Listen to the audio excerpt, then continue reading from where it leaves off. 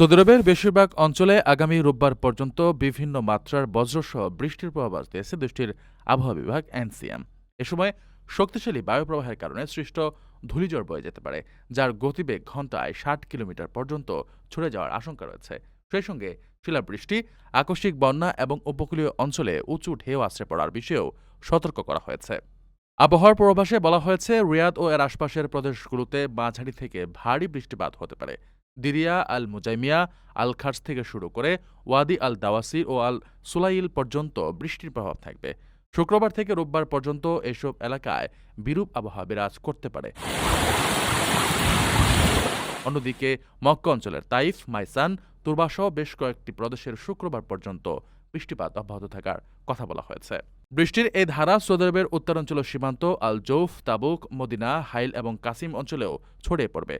আল বাহা অঞ্চল ও এর আশপাশের এলাকাগুলোতে রোববার পর্যন্ত মাঝারি বৃষ্টিপাতের সম্ভাবনা রয়েছে। আসির অঞ্চলের আভা, খামিস মুশাইদ থেকে শুরু করে জাজান অঞ্চলের আল আরদা এবং পূর্বাঞ্চলীয় প্রদেশের হাফর আল বাতিন ও আল খাফজিতেও একই সময় পর্যন্ত মাঝারি থেকে ভারী বৃষ্টির পূর্বাভাস দেওয়া হয়েছে। সাধারণ মানুষের যানবাহনের নিরাপত্তা নিশ্চিত করতে এনসিএম সবাইকে সতর্ক থাকার আহ্বান জানিয়েছে।